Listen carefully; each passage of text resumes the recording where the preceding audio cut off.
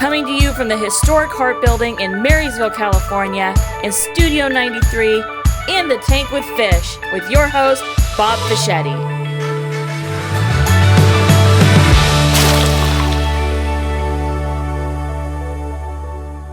Hey, welcome to another, I always say this, exciting adventure, because I think it's going to be exciting. So this is how this works, right? We go week to week. And so I like having Kelly around me, right? She's good for my image. I don't know if I'm good for hers. But then all of a sudden we go a week without each other. I know. That's wrong. I know. And last time, actually presented you with the big party-sized bag of not the crunchy Cheetos, the puffy Cheetos. Yeah. That was like the size of a small toddler. Yes. And the object was, I'm buying off the kids. I am buying them off. It worked. It did? Yeah. So my plan initially was to hide those Cheetos in the pantry and then try and catch them, finding them for you so that you could just see, a true capture of their joy and excitement. But then I forgot about it and I threw them in the front seat of the car and seat belted them in because the bag was so big. I'm just kidding. got a child seat, got the Cheetos. 5-point harness. But Oliver got in the car, and of course that kid spotted him right away. He goes, "Oh, are those for us?" And I tried to play it off. I said, "No." And he goes, "Oh, well, who are they for?" And then it was up. I said, "Yes, they're for you. They're from Fish." He was all excited. Did they pop them open? He wanted to, but I'm like, "Ew, dirty school hands. Wait until we get home." My whole car is going to be orange on the inside. Exactly. Yeah. Oh, so my gosh. they loved them and are still loving them. The bag is so big that they've only made a small dent. Yeah, and you and I have talked, and you really are more of a let's eat healthy. You and JFK Jr. I mean, you got Robert Kennedy, RFK. You guys that get along. You're like, hey, let's quit eating the garbage. But I just think that every once in a while, a kid needs a gummy worm. I mean, it's true. It's true. And I mean, I don't want you to think, that gosh, here we go. You lied. I saw it. And Kurt is giggling like a schoolgirl over there. It's not that bad. What were we talking about? Squirrel. You and squirrels. Cheetos. Yeah. I'm not that good. Like, there's times where I'll just have chips and salsa for dinner and it's a total meal. So I'm not perfect by any means, but we do try and eat fairly clean. So I'm going to tell you my two Cheeto things. Okay. Cheeto recipes. The boys can try. One is chili. Oh. Crunch them over chili. Okay. They're really good. The other is, and I used to do this with my wife, right? So she likes popcorn. Mm-hmm. So I would do two things with her. I'd give her a bowl of popcorn. There'd be Cheetos underneath them. So you eat the popcorn, you get to the Cheetos. Then I started crushing them within the popcorn. Amazing. So we do something with popcorn. We do fresh shredded cheese on top of popcorn. Ooh. Have you ever? It is next level popcorn. It's a Trudel, like a Trudel thing. I got it from my in-laws, and it is so good. All right, that'd work with Parmesan. Any cheese. I have not found a cheese I don't love. I don't do popcorn. goat cheese. Well, I haven't tried that. Yeah, it's a do goat. You like Parmesan, a sharp cheddar, a white cheddar? Kurt's giving you a 1-minute countdown. Yeah, I think what's going to happen next is I'm going for the toasted Cheez-Its. Oh, I know. And now Kurt and I were talking when you walked out. We were saying now the bread that you're going to want is going to be like sourdough with Cheeto puffs and toasted Cheez-Its and cheddar cheese. Oh, I'll get to work. That's kind of cheesy. It is super cheesy.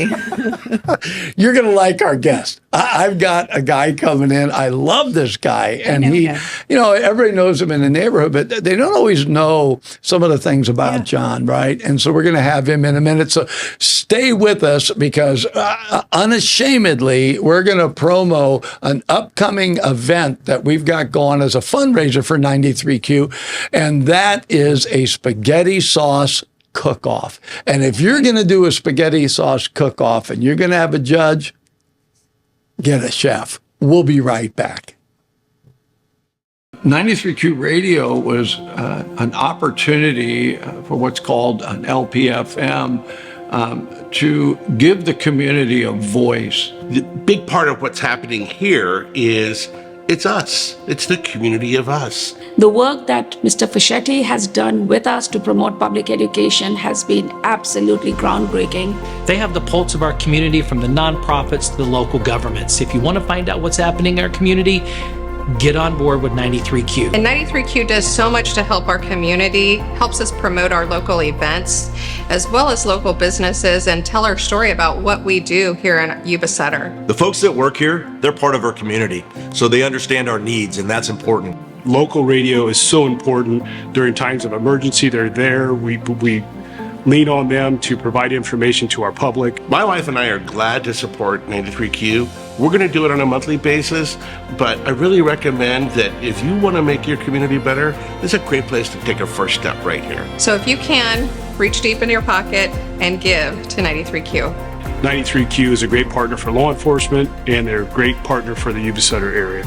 We're really asking people if you can give $10, $15, $20 a month, and then that enables us to continue to put small business spots on the air, nonprofits, organizations that are they're using every dollar they got just to operate, and they don't have extra money to spend on really promoting their cause. And that is why community radio, to me, I'm grateful to be part of it, and that's why it's important. Welcome back to In the Tank with Fish and Minnow. And we have on special guest, John Nicoletti.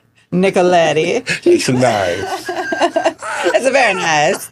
Okay, take it away, sir. It's nice to have you on. Good day to you two. It's great to be in the tank with y'all.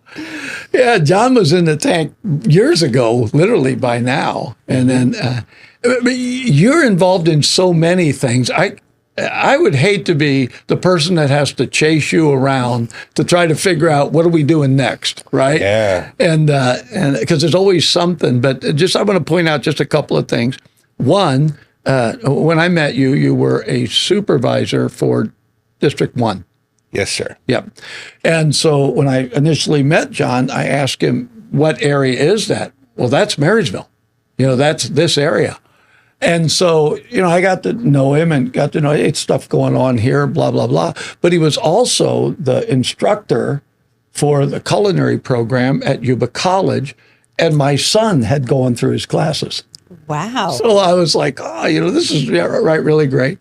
And so that's two areas. And then he ran for re-election. And I don't know exactly when Habitat happened, but it was after that run, right? Yeah. And then he got involved with Habitat, which is a huge project, huge. And John actually helped us when we built the studio downstairs. He had a guy that worked with him, a bunch of youth, right? Construction. Yep. And they came over and built the wall downstairs. And if you got any more of those, I got flooring to put in. So we'll talk about that. We can talk. So I'm all excited because John's got all these facets and I identified it. So then we're down standing on D Street in front, I think it was in front of the Brick or some event. And we started talking about education. Yeah. And that's when I went, I love this guy. Yeah. He cares about the community. He cares about kids. And he's a chef, okay? So can you tell how food-oriented this man is? Everything he just ties to keeps food. Circling back to food. But I will tell you this. I will ask you to make Cheeto bread. I will never ask him to make Cheeto sauce. That's not happening. Oh, yeah. No, you don't want to cross that line. So I ask you to come on today because we got a fundraiser coming up. And, and I'd ask you to be a judge for spaghetti sauce. Mm-hmm. And I know there's a myriad of ways to make spaghetti sauce. We talked about it. I said something about clams, and you said, well, there is a clam sauce, right? Mm-hmm. I said, but it doesn't taste like clam chowder. It still tastes like spaghetti sauce, right? And so John, when you think of spaghetti sauce, right, what is the first thing that comes to your mind in sauces? Because you're going to be a judge, and people that watch this are going to get a leg up. They're going to have an advantage. So, Fish, I'll tell you, for me, there's 5 mother sauces, but the tomato sauce is the soul food of the whole group. Yeah. But I think you need to know the world of sauce to understand the components that build a quality tomato sauce that goes for your pasta. So the French, Escoffier, with Charles Ritz as a waiter, working in a Four Seasons hotel, created those definitions. So your 5 mother sauces are a bechamel, which is a cream sauce made with roux, or a velouté, which is either a fish stock or a chicken stock made with a roux, or an espagnole, which is really a core and important sauce because it's a brown roux. It's a beef stock. It's really big and bold. It's got tomato in it, which is an unusual addition to a base for a sauce. But you can take a lot of variations with that. You've got the hollandaise sauce, and then you have the soul food, the red sauce. And it seems like every culture. Just a moment. Yeah. Okay, I'm good, John. Yeah. give it its space on the plate. I'm going to leave here so hungry. Every culture seems to have something to do with the tomato sauce. Yeah, I believe that. I was telling somebody, I have the recipe for my great-grandmother or great-great-grandmother, one of the two, from Italy for sauce. And I tell people, they think, oh, it's right. But John, it is so basic, it's crazy. It's like cooking the tomatoes down, oregano and garlic. I mean, it is just, they were very, very basic sauces. And you actually could taste the pasta. Yeah. It wasn't so flooded with other flavors. And I think that was probably the initial goal, right?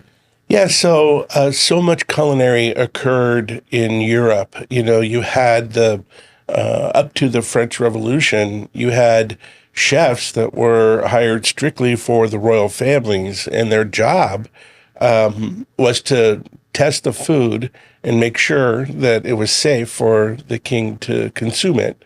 And they kind of concealed them a little bit. So the long stovetop chef hat was very close to what religious figures wore. And so they were kind of confused often with, people not from their culture, but trying to combat with them. And then at the end of the French Revolution, and you lost the royal class, all these chefs had nothing to do. And that's when the restaurant was invented. And so they've always taken a sort of an approach to, create hospitality in ways that just takes care of people. And you go to a great chef because you're going to be, in the midst of a really nice meal experience.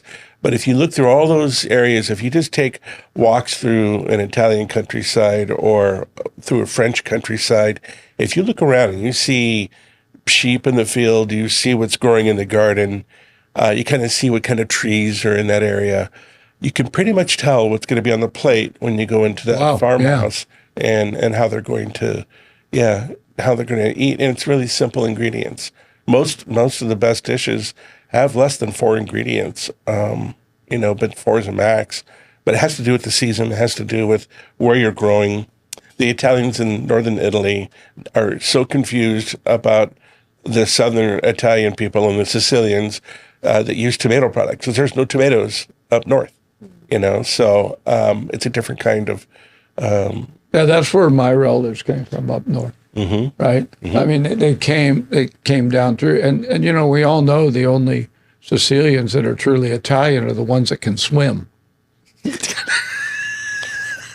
just get it heated up, fish. Just heat it up, baby. I'm gonna have to separate you two. You better stop it. It's gonna happen. It's gonna come out. It's gonna come out. So my money's gonna be on John Fish. I'm just saying.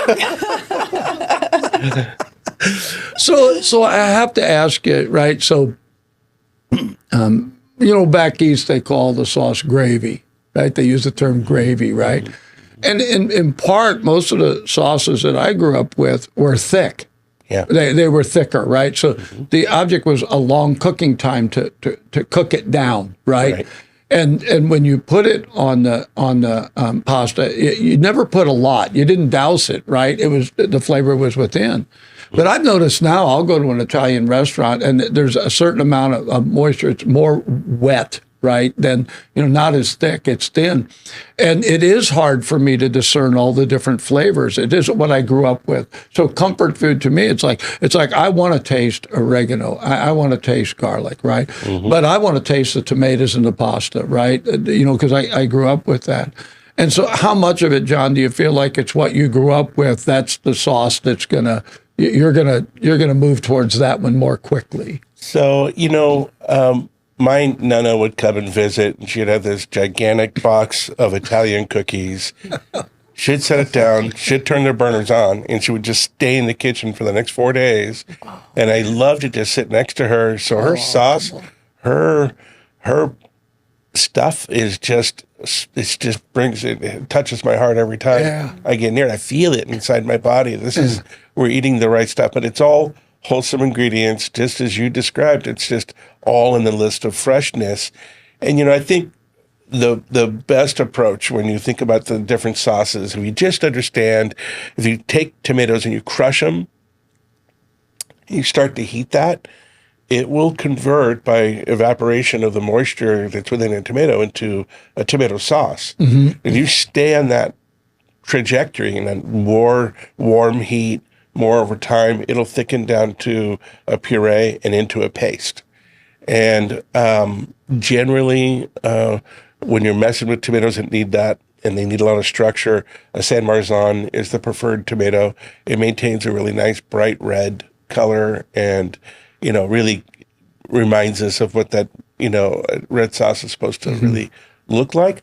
When you start adding other components, onions or celery and carrots or mushrooms or other veggies and stuff that perk it up and take it into marinara or take it into different types of sauces, that's when you get that moisture content. It really sweats out of the veggies, and it's not a bad flavor introduction, but it's totally less traditional, none of the core traditional Italian sausage. But that's where it comes from. My mom took it, and so we would have the basic sauce, but the seasonings would be in the meatballs. So you'd have the garlic and the oregano, it would be in the meatballs. So when you got it, the sauce, but then when she served it, the meatballs then would go on top, right, kind of thing, right? But they weren't in it. They weren't cooked in the sauce, right? And each one of our generations has done it different. And now mine, I put the meatballs in there. I put pork in there. I mean, if I could think of 27 meats. So mine is real meaty, right? And I like that, but I don't lose the flavor. And I do the same thing she did with that. Yeah. So the meat going into the sauce changes it, doesn't it? Absolutely, it does. It's going to add a fat component. It's going to add a richness and a different type of a depth. And, my mother-in-law would take the raw meatballs and cook it in the sauce because they cook it for a long time. And she felt that was a perfect way to create that meatball. I like to braise my meatballs. That's what I do first. and add it in because I like that texture. I like to separate some of the fat out of the sauce. I don't really want to take away from the tomatoes. I'm kind of a tomato nut for purist. You're a purist, John. It just makes more sense. It just makes more sense. It's just the right way. So here's now where if they're watching, they're going to get a clue because you're a judge, I'm a judge, and then Elena from Liana. Why do I always want to call her Elena? Liana is going to be the third judge, and she's the manager of the brick. So she's spicy. Oh, so, that girl, yeah, she gets it. And Angie will be in the back cooking. We'll have two kinds of pasta, so you'll be able to have penne or just spaghetti, right? Okay. And then the different sauces. But so, what are you going to be looking for in a sauce? What is the thing that you're going to go? That makes it right, for you. So I like all the senses. So the first is going to be the visual, and is the sauce binding to the pasta? So you've got to leave a little bit of pasta water with that pasta because that pasta water has that first sort of a leaching of the flour component that comes off of the wheat component of the pasta, but it kind of creates kind of a glue effect. And so the pasta sauce will sit and not run away from the noodles. Yeah, exactly. I think if you were at home and you were practicing, if you took a large spoon or ladle and you just put some of the pasta on the back of the spoon, does it stay on the spoon or does it run right off? And there's no wrong. It's just what you're going for is what you want to have a plan for, and you want to make sure those notes are kept so you know how you want to present. And then the color obviously tells me if it's fresh, if it's, not from, a week ago or something like that, I don't know if I have the eye to be able to know tomato varietals that are being used. Yeah. By just looking at it when it's completely crushed up, you don't get the shape of the tomato as a clue or those kinds of things. But then next up is the aroma. Are you greeted with herbs that are bouncing off of that plate and making a nice bouquet over the sauce? Did the chef or the competitor want meat and make that the star, or is the sauce the star? And how are they wanting that to be kind of expressed? And then, of course, just a taste, just not to overload a fork, a balance of each of those components in the plate. So what they want you to check out, you need to kind of take in as it's supposed to be by their balance. What they give you, want that balance on your fork. And then to give it a try and take time and give it lots of juice, because we tend to add savory to spaghetti sauces. There's a group out there that believe adding a little bit of sugar to I've heard spaghetti sauce is supposed to be good. It's supposed to take away the acidic part of the tomato. Mm-hmm. I don't know if that's true or not. I don't do it. I don't put sugar in my spaghetti. Yeah, I'm not Elf. I don't need to put syrup on my spaghetti, right? Maple. He's not even Italian. What's he going for?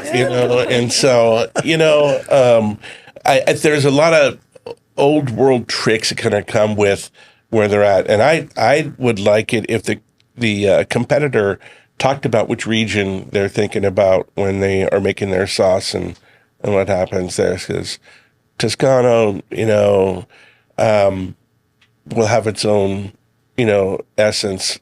Obviously, Sicily will have its own. Mm-hmm. And so those are all different influences. And the further south you go, the more bright, the more fresh everything tends to be. The more, midland you go in Italy, the more the long-term roasting, the long-term stewing of it, takes effect.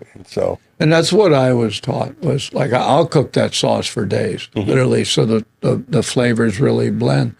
But do you see a difference between are they different enough that you couldn't judge them against each other necessarily, but a sauce with or without meat?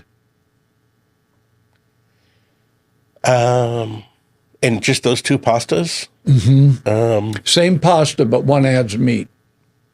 No, I could take a vegetarian pasta and judge it by its own merit. Okay. Yeah, just fine with that. Not me. There's no meat. It's This guy. Judges have to be honest, right? I want meat in there, right? It's a spaghetti sauce competition, not a meat spaghetti sauce competition. Oh. Unless you specify, you are going to get some that might not answer, and you're going to have to fairly judge. Well, So I'm Kelly, a vegetarian. When you went through the grocer last and you went to the section where there were a variety of sauces that were available for you, in all those jars, how many of them had meat in them? Yeah, none. Oh, none. Yeah. So it is a possibility. Yeah. Yeah. You can choose that. Yeah, It's a I good told you I'm a possibility. vegetarian. Gosh, Well, I eat cows. Cows eat the grass we're in. I'm a vegetarian. So I just hope nobody. I said this to somebody, and they said, "Is that company even around?" I said, "You cannot enter a can of Chef Boyardee." Oh. Right? That's not Italian, right? They said, "I don't think that company's around anymore." And I was like, I don't know. I don't know. Yeah. Yeah, who knows? But, There's a time in America. SpaghettiOs, right? Yeah. When I was a kid, they had them. And I was like, that's just like, Gross. So because of the memories you have and growing up in that, so I find like my wife can cook, but when it comes to spaghetti sauce, I'm cooking. Okay. Is it that way at your house? I pretty much cook everything. Maggie makes a mean taco bar, and if I was Maggie, you'd be cooking everything anyway. I'd be like, I do. But I'm always thinking about food. I'm always thinking about what if I did this, and I'll make something, and she'll go, "Ding, Johnny, I really like that. Make that exact dish." And I say, I can't. Yeah. I mean, I can't. I have to experiment on family because I don't want to experiment. For all the years, I didn't want to experiment on my guests, but I don't want to experiment on customers. You have a plan when you get out there. So I do a lot of experimenting in my own kitchen. So what's your favorite dish? What's your favorite? Like, if you're going to cook something at home, favorite go-to Cheetos dish? with. Stop it. The color's good. Super artificial. My favorite dish of all time is disaster food. With Habitat, with some of the stuff we've had over the years in the restaurants, in our area, we've experienced flood effects, evacuations, people being burned out of their homes and having nothing. It's in those moments where I've volunteered to cook every single time. And I'll take whatever's available because usually the supply line's broke. Yeah. The roads are closed. Absolutely. And I remember in the 86 flood, there was a restaurant called Margarita in the Peachtree Mall. And they had lettuce upstairs. There was an upstairs, like a half kitchen, and the main was on the main floor. And so they got the lettuce on the roof in a box. That's good. They helicoptered it to Yuba City, to the Veterans Hall where I was cooking. And I thought, you guys just paid helicopter gas to bring us a couple of heads of lettuce? Okay. That's good lettuce right there. But that's $100 a plate stuff. But to the end of having a sauce competition, to take the time to really make a beautiful meal and really get a delicious sauce to go with that meat or what you're cooking, just for people to be able to share a meal in their darkest hour and to be able to find some warmth and some human connection. It's just my favorite thing to cook. Yeah. I think that's part of the Italian culture, is that we bond around that table. Mm-hmm. And I remember as a kid in New York that we'd go over to one of my uncles in particular. He had a garbage truck, so he had money. I'm just saying, Uncle would just have money. And but the family would all sit around and they'd eat, and then all the adults stayed at the table. Yeah. And they just, throughout the afternoon, they just keep bringing food. Something. There was always something, and but that was where the bonding was. And there was an adult table and a kids table. Yeah. And it took a long time. You never graduated to the adult I never table. got to the adult table. I can see that. Still has not. I had to enlist. I got drafted, but I enlisted. I got to sit at the adult table, right? But yeah, everything is that sharing of the food. It's a whole thing there. I still feel that way. I mean, I love going to restaurants. I do, but I don't like. There's a part of me that I'm eating because I need fuel, right? I just need to eat something. I'm moving on. Sure. And then when I say I like going to restaurants, I do like eating something that's been well prepared. Somebody spent time with it. And I'm not going to mention any restaurant here in particular, right? Because we've got good restaurants in this area.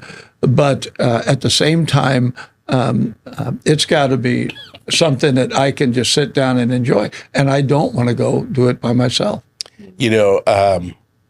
We recently took a trip, part of a company that has investment in land, and they'd have leases and warehouses.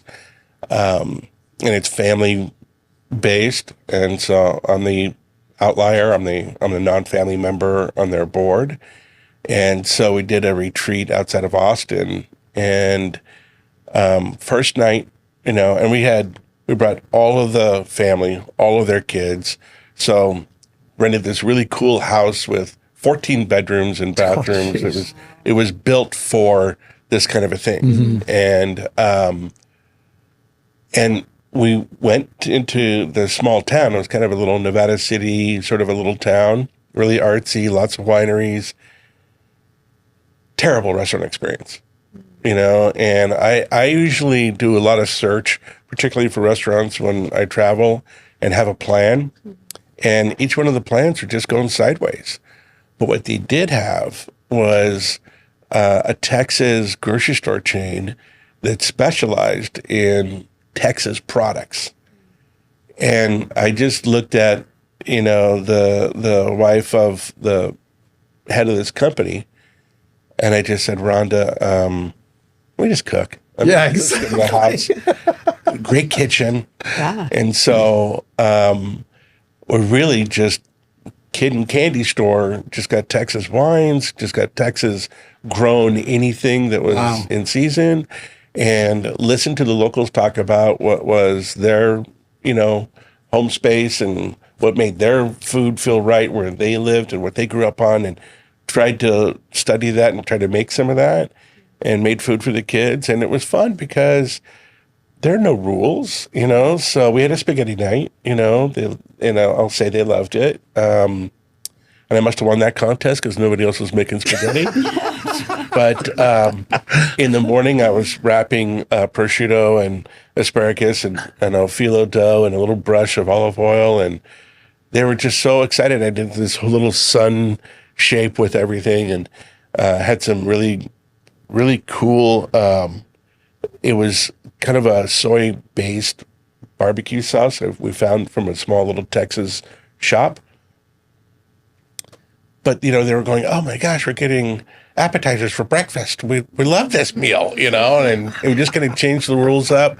But we found it much better. It really increased and enriched the whole experience for all of us to just share meals and share time together. It made a completely different trip out of it for us. And Plus you have solidified your spot at that table forever, probably. That probably did the trick. That really, if your charm and personality and everything else didn't get you in, the cooking, I'm sure did. It helped. Exactly. It helped. Yeah. So, but I think that meal experience and hospitality is just so necessary. It's so necessary in good business. It is important to go to lunch, and have that power lunch. It is. Yeah. You want people to, put their world aside and kind of focus a conversation. And we're doing that later today with a very special project for the future of Marysville. And we're absolutely bringing together people that would never hang out with each other to make this deal come together right. And sometimes it takes that, and food is the common denominator that really works. When we do this fundraiser, and it's the 21st, and when I thought about you, I was like, well, I'll see if John wants to make sauce. I didn't even finish the thought, and I went, no, I want John as a judge, right? Because you can taste the different varieties. I feel like you'll be fair. I don't think I'll be fair. No. If it's not, you're right, because I don't know how. Right? You have to know more, right, to be able to do that. And I'm just going to be, if it tastes right to me, it wins, right? And so I'm going to help you with that. Will you help me? We're gonna put together some scorecards. We're going to find a way. Much lower scoring than you. You get higher scoring. You get slower scoring. You can't crush Cheetos into that sauce and think it's somehow it's going to be. But we're going to set up the brick as, Italian family, one big long table. Nice. So it's not like we usually at a fundraiser, you buy a table, right? Yeah. And so you don't buy a table, you buy a seat. And so it'll be the big long table. There won't be a kid's table. If there is, the DJs are sitting at it, right? It's like they'll get whatever's appropriate. Whatever end Fish is at is the end. And so then we'll have an area where we sit and judge the different sauces. And then I got a guy that's going to sing Sinatra. Sweet. And so, with the keyboardist, little jazz, Italian stuff. So it'll be fun, right, to do that. And then we'll have a 6 o'clock and a 7:15 dinner. But we'll get the judge off the first one. And so I really encourage people to make a sauce, because we're going to give prizes for best. And you get bragging rights to the best spaghetti sauce in the Yuba Sutter area. That's the bragging right. If that's where it began, they may have an empire in their hands in the next 10 years. 9343 sauce. My mom one time, I got to tell this story. She's not alive, so she can't hurt me now. And but she took the little macaroni noodles, little half curvy, whatever they're called. And so she put the spaghetti sauce in there, and then just crunched the meat up, right? Put it in there, threw an onion in there, called it goulash, and thought us kids were going to like it, right? It's like, Mom, we've had spaghetti sauce. What the heck is goulash? What is goulash? There's onions in my, right? And it was like, she's like, I had to do something quick, right? And I'm like, oh, Mom, I will tell you this. We were, my sister was very sick, and we were all in Las Vegas, and my mom flew out to cook while we were waiting on my sister to go through a process. And we're sitting there, and we were so spoiled, John, so spoiled as a family. My mom could cook. And my mom put spaghetti out there, and my brother puts, and the minute he tastes it, he goes, "Is this ragu?" Right? In other words, the jar. And my mom said, yeah. He said, "My lips have never touched ragu." And my mom said, "Well, your lips are going to touch that, or you're going to starve." What an Italian mom, right? It's like, you're eating that. My brother's 50 years old. My mom said, "You're eating that, right?" You don't leave the table until you finish your plate. There's something about that passion for the food, and it goes with the whole culture. It kind of there's really a large pot next to, and some part of a kitchen next in every great Italian scene. I remember my boys were in high school, and Jonathan comes home and he's got this letter M on his arm, and I said, "You're a teenager. What have you got ink on your arms for? What'd you write on your arm for?" And he goes, "Well, I can't really talk about it, Dad." And I said, "Well, you can't even wear it. So go scrub it off for no dinner, And so a couple nights later, he's got an M on his arm. And I said, "Okay, now we talk. What are you doing?" And he goes, "Well, Dad, mafia." And I said, "Oh, mafia. Because your mother's, part German." And he goes, "I wanted to ask you about that, Mom. Can I just be more Italian than..." He goes, "No, you cannot, And I said, "So what is happening with Can I denounce my mother?" Yeah. He just wanted more of it. So something in school, he got to the point where, he got a little exposure to one of the films or something, right? So I thought, I said, "You're taking it off your arm. You need to know Italians are offended by the mafia." It gives Italians You always get name. asked that. Always gives Italians a bad name. And so for Little Italy and for places that are supposed to be great charmers, we always have to work through that stereotype. And so I thought, I'm not going to just, admonish you. Let's go. We're going to go to a nice Italian festival. Reno puts one on, a really, really good one. Lots of culture, lots of singing. And I decided to stay at the Calneva because they had just opened it up from a remodel. And they have this beautiful suite that is less than the price of 2 hotel rooms. So I just piled the kids into the suite and you get to look right out over the lake. And so this is awesome. So we go in there and I say, "Hey, Sinatra owned this building, guys. So this was a real deal." They're looking around and I said, "Would you like to see where the FBI spied on the mafia?" "Yeah, Dad." And I go, "Oh, you can't. The door's locked. It's still sealed. I wish I could." I said, "Oh, do you want to see where the Rat Pack sang on the stage and then the mob sat in this side of the room and then the FBI sat on that side of the room?" He goes, "Are you kidding?" "Yeah." And I go, "Okay." And I grabbed the little theater door and it's open.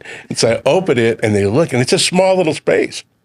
I said, they could pass each other sugar if they wanted to. I mean, it was that close. It's that real. I said, "Did you want to see the tunnels that Kennedy used to get Marilyn Monroe into a little cabin back there that Sinatra and, Dino made happen?" And, "Yeah, Dad."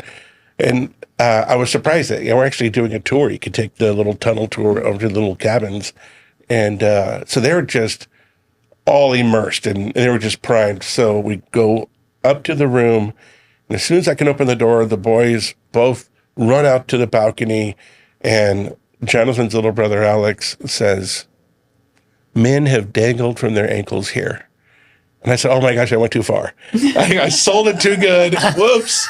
They weren't going to give up the best of the Italian stuff. So, we went and had a great Italian festival after that. And I told my boys there was a 3-part special on Al Capone and the Italians. So I said, "All right, boys, we're going to sit and watch this together, right?" Because there were 2 Fischetti brothers that were right next to Capone, right? And so I said, "So, you get a chance." So we watch it. We're in it, 2.5 of them, right? The name's never mentioned. And finally, in one scene, he says, "Did you know Fischetti?" He said, "Oh, yeah, fingers. I shot him in the face." That was it. It was the only time the name was mentioned. I said, "That's nothing to be proud of, fellas. Shut it off." It's like, great, right? I wonder why when you first met, you looked at me and you said, "No, not the face." Yeah, exactly right. It's like in that thing, well, I forget the movie it was, Analyze This, where he says, "You're not used to people telling you no." And he said, "Yeah, but it's more like this. No, please, no." Don't shoot. Classic scene. So I'm excited about this, John. So you're going to come up with a score sheet so I can be fair and honest. I'm going to do that. All right. Yeah. Let's hope so. Let's hope so for the entrance. I don't think we're going to have to do it with Alina. I think she'll get it, right? Yes. Alina, did I get it? Liana, oh my Liana. God. I am stuck on it. I am literally going to have to write that on my arm. You are on your hand. Liana. We just had the conversation about writing on your arm. Don't do it. Yeah. So I'll show up with an M. Yeah. Then we'll have to separate you two. You can't sit by each other. We'll put Liana between us. Between you. Right? And so, Poor Liana. John, I can't thank you enough. Short notice, I called you and asked you, could you come in and had asked you to be a judge. And I just think this is going to be fun. I encourage people to go ahead and enter your sauce. Let's see who makes the best gravy in Absolutely. our area, right? And so that's why I didn't let you enter, because I was afraid that people would be going, "Oh, Fish rigged that. It's rigged. Nicoletti won." Go figure, right? And so it doesn't always work that way. No, it doesn't. I was asked once to do a chili cook-off for one of the nonprofits, and we didn't have chili on the menu at the Silver Dollar at the time. And I said, "Chili?" I said, I don't know. So I go over to the fairgrounds, and this group had built a Western front in front of their cooking tents and wooden sidewalks, and they had long dresses. I'm going, "The heck?" I mean, we're not doing all this, And so I decided I would have the original chili, and I dressed up my kids. They were just small. So we had caveman chili, and I had some dinosaur bones. Caveman. And I had, the kids wore like those little mats you put in front of the toilet in the bathroom. They make great little cave kid mats if you get them tied together. And I had their hair all wild, and it was fun. And I studied chili. If you get it they flew a guy up from Texas to judge this at the Yuba Center Fairgrounds. So I studied, and those are just little tiny square pieces of meat, no beans, and there's a variety of approaches to the way you make the sauces. So I thought I went deep Texas. I did it technical and had it there, and then at that time the Bent Prop was open. They do chili. They did add beans to their chili, but we're all sitting around, having chili, and then sitting back together, and we're thinking, Nicoletti won that contest, but we don't know why. We all liked the Bent Prop chili better. And so we went to the Texas judge and we said, "Hey, can you explain how this works?" And he goes, "Well, the one you made looked like dog And the one that one tastes like dog food. I'd rather look at it than eat it. We said, "What? Get out of here! Go back to Texas. We don't need you guys." Food can be very subjective, and so Oh my God! to each their own. The very first thing I tried to cook for my family was chili. I almost hate to tell this story, but I didn't know anything, John. Honest, I'm innocent in this before I get too far in it. So I made the chili, but I didn't realize that you have to soak those kidney beans overnight. I just took those hard beans out of the bag, put them in the chili, thought, well, they'll cook, right? I know anything. So it came time, and my boys were there. They were still like teenagers, right? And I said, hey, man, try this chili, right? And they're like, we're not trying that chili. You can't cook, right? So this little girl from next door, Brianna, come over, and she said, Mr. Fischetti, I'll eat the chili. And so I gave it to her, and she said, this chili's really hard. And I'm like, what's hard? So I tasted it. I realized the beans are hard, right? That little girl ate the chili, and this is the kicker, right? We never saw her again. My kids swear I killed that little kid next door. I think you may have chipped a tooth. I don't know if you You might be paying dental bills. I was like, come on. They said, Dad, we never saw her again. And I'm like, well, she didn't come to our house because she thought, I'm not eating whatever that guy's cooking. But that was my first cooking experience. I'm surprised I ever cooked after that. So I don't enter chili competition, I don't think, unless I learn something. But you're qualified for our spaghetti competition. Oh, I'm yeah. Okay. qualified to judge it. John, I know you got to get out of here. We kept you a few minutes late. Thanks again for coming on. Yeah. I really appreciate it. And we're going to have a great time being judges, listening to some Sinatra. I just want the folks to know we're not showing up with M's on our arms. Yeah, you're safe. Kelly might. I don't know. All right. Listen, we're going to be right back. Thanks for watching. We're going to talk to you a little bit when we come back about the fundraiser and about the way that you enter. So stay right here.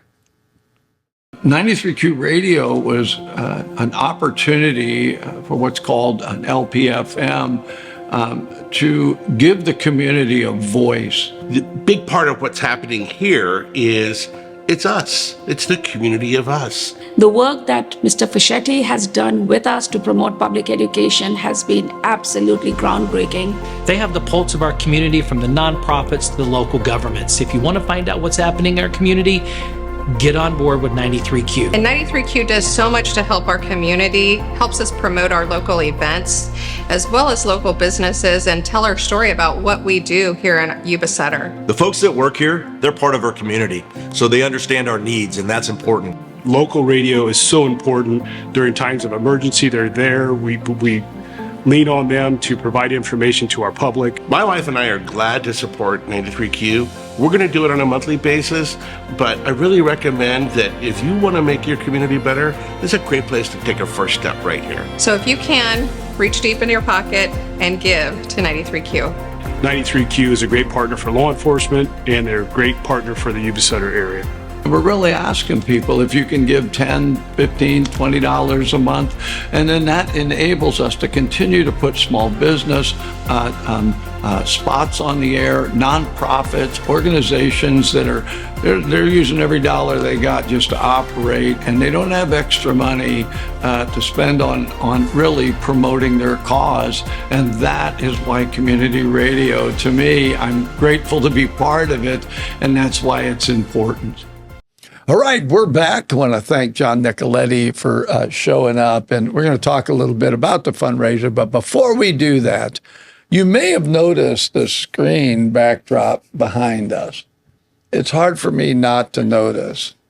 And our... See, there it goes. We've lost him. And our beloved Kurt loves to put stuff on that draws my attention away. And for the most part, he did really good.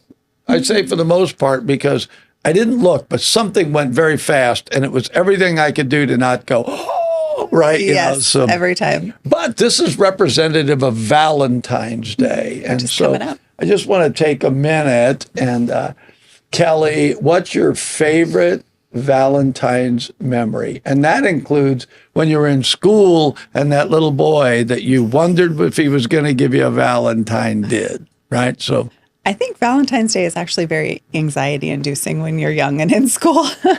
yeah, because what if you don't get one? Or like, your mom makes you give out Valentines to everyone. You have to give one to like Stinky Patrick. And now Stinky Patrick's going to think that you like him, but really you're just a nice person. Yeah. Yeah. I don't know. I love Valentine's Day since having kids. We don't do anything crazy, but like last year, the boys and I took each other out because, they wanted to take me out, but I'm paying the bill. Yeah. So we took each other out, if you will. That's how that works. Yeah. And we had a nice steak dinner, and that is probably our new tradition. So Caden already asked, can we go out for Valentine's Day? Well, probably not on Valentine's Day because it's insane, but we'll do a Valentine's Day, and it's usually steak. Yeah. Yeah, which is the way to my heart. So I think for me, Valentine's Day, when I was a kid, it was like celebrated like a holiday. And, you gave everybody, you're right, they'd buy you get treats. the 50 pack of little cards. Totally. And you had the little hearts that say, be mine, right? The little conversation hearts. Yeah. Yeah. And so, but really as I got older, it just didn't hold the significance, other than, I've been married 52 years. So doing something with Patty makes sense to me. But I don't ever really remember the Valentine dating thing or the any of that, because I met Patty 5 months later. We were married, and that's 52 years ago. Did you guys even go through a Valentine's Day dating? I don't think so, because I met her in January. She arrived in January, and we were married by July. So you did. You had one whatever Valentine's that Day. Valentine's Day was, I was not aware. You were already a smitten kid. Actually, I think that was the month I went home on leave finally, because I'd been gone from the States for close to 3.5 years by then. And I just decided I'm going to go home for a month. Yeah, and I think it was in February. Yeah. So what do you guys do now for Valentine's Day? Do you do anything? Whatever she wants. Oh, you're such a smart husband. She likes to go out. I'll take her out. Someplace nice. I think she mentioned a place. She does this with me. She'll say things, right? Like, oh, that'd be nice, right? And 9 times out of 10, I'm a normal guy. Mm-hmm. You're not. You're not reading between the lines. Yeah, so it's like, why would you want to go to Alaska? She didn't say Alaska, right? It's like Alaska for Valentine's Day. But this time she actually mentioned a restaurant. Oh. So if you're watching, she's going to, right? So that is my plan. Nice. Because if she'll say things. I remember one time, we hadn't been married very long. We just got back in the States, and I didn't know what to get her for Christmas. And we were walking through this store in the mall, and there was this rabbit fur coat it had all these different colors. It was just a really cool coat, right? Well, I didn't think anything about it. It's like rabbit fur, right?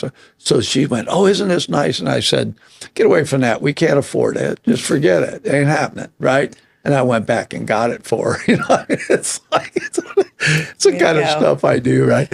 And it's like, but I look for clues. If we get near something like her birthday, we don't do birthday anymore. We do birth month. Yes. And she ran birth month into February this time. So she was really stretching it out. She's like, the trick is if you don't know where they want to go, you just say, guess where we're going for dinner? And then whatever they say is where they want to go. And you're like, how did you guess it? And now I have just helped every husband and man out there. Every man out there, say that again. That's clever. Telling you. So you get in the car. They want to know where where you're going, and you say, guess. And when they guess, that is where they want to go. And you're like, yes. And then you're over here, oh, crumb, do they have reservations at? Do I have time to get there? Yeah. Are you sure In-N-Out was your choice? Yeah. It works just the same for like a Saturday when you don't have plans and they ask what you're doing today. Guess. Bam. There you go. Oh, I have just saved your marriage. I'm using that. I would. I use it on my kids a lot. Truth be told. Hopefully they're not watching this. So I was going to tell people how they Yes. Oh, yeah. Because I was going to ask, how do you enter if you want to have your sauce judged? Yeah. So you go to 93qradio.com And then you hit the donate button, whether you're donating or not. Okay. You hit the donate button, and then if you want to go to the dinner, then it's $75 a seat, right? And you just buy it by the seat. So if there's 2 of you buy 2 seats, and you just put on there spaghetti, $6 or $7.50. Yes, you have to put your time. Yep, time take it in bucket there so we know. If you want to enter a sauce, then hit the donate button, and then just put spaghetti sauce contestant. Okay. I want to enter whatever you put, and then we pick that up, and we'll be able to do that to make sure that that you get a chance. Now, I don't know how many sauces we can take, right? Yeah. But I do want to encourage people to go on and enter that because we are going to have a nice prize for the sauce winner, right? Because we have John, which I think, the guy's a chef. He's a great, right? And then, and I'm sure Leanna. Good job, Leanna. Leanna is going to be a great one. I'm not a good judge. You are like the one that everyone's going to be worried about. You. But if you get 2 out of 3, you're good. You're good. Yeah. And it's like I'll be like the Simon Cowell. I'll be pushing the plate away. There's no meat here. It's sauce. Buzzer. Yeah. The big X. Get off the stage. It's like you got the thing where they put the sauce in and you go, what do I taste in there? There's no jalapenos. There's no jalapenos in spaghetti sauce, right? So we didn't ask you, but you make sauce. You cook a lot of stuff. I do. What's your favorite part of sauce? What makes it spaghetti sauce for you? I love roasting tomatoes. So I roast, oven roast tomatoes, garlic, and onion, and basil, and with olive oil and sea salt, and just let it all cook down. And then I like to immersion blender it and throw it on the stove and let it cook down some more. Yeah, my kids are big fans of food. So do they like meatballs? I mean, I don't make meatballs. Great. I know we can't be friends anymore. Wow. I'll do, ground turkey or ground beef on the side until it's good and browned and then add it in. But sometimes I ask if they're, do you guys want meat and sauce tonight or just regular? I don't know if this is sacrilege, but I also really like black olives sometimes in my sauce. Yeah, I know people that do that. Yeah. That was how my nanny used to do it sometimes. And so I think where the meatball thing came for me is because the seasoning's in the meatball. That's where all the flavor power is. And so they're separate, but they're there together, right? And so I think that's, part of it for me. But also I like using not just beef, I like using ground pork, right? Or salsito. I like using sausage. I throw pork chops in there. You just throw everything in there. Yeah, if it's meat. If you are meat, get in this pan. We're calling you spaghetti sauce. I killed a bear. You want some of that? Heck yeah, bear sketties. We're in, Just skin it first. Don't bring that over here. And so, but this is going to be fun. It's going to be February 21st. And so they have a chance to get their tickets now. People are signing up. So awesome. the Brick is not a real big venue. No. I think we only have maybe 40 seats. They were going to count them. I'm meeting with them Wednesday. But, man, get your name in there. Yeah. Get your tickets for this. And so for us, it's I appreciate it because this supports 93Q. Absolutely. This is how we do what we do. We help nonprofits. We do all this stuff. But this gives us an opportunity in a way to gather with the community over food. Yes. And it was actually Carrie from Sapphire Marketing that came up with spaghetti with fischetti. I mean, come on. It rhymes. How could you not? I mean, and so we'll do that. I'm sorry that you won't be there. I know, I'm but that doesn't mean, you won't be there for anything else. So Saturday, the 22nd, we're doing the thing here. But you don't get back till Sunday. We don't get back till Monday. Yeah. And so... You'll just have to... I'll be here in spirit through my bread at the dinner. Yeah, there you go. There you go. Yeah, we'll mention you. No, you don't have to. You'll know I'm there. Anyway, thanks so much for watching us. We have such a good time doing this, and share, and subscribe. Oh, I got it. Man, you nailed Like, it. share, and Nailed it subscribe, today. and that way other people will, get a chance to see these. Really do encourage you. Please support us for 93Q. The Spaghetti Dinner is just one of the ways we're doing it, but it's a great opportunity. And then also, we'll get to hang out together because it is Spaghetti with Fischetti. It would have been Spaghetti with Fish and Minnow, but Minnow will be in Hawaii having mahi-mahi or something. I don't know. What a poi. She'll be sitting at a fire eating poi, right? It's like, that's not going to happen, is it? No. Probably not. Anyway, thanks for watching. We will be back next Wednesday and got some guests coming up I think you guys are going to like. I hope you enjoyed John Nicoletti. What a gentleman, right? Yep. So anyway, next time.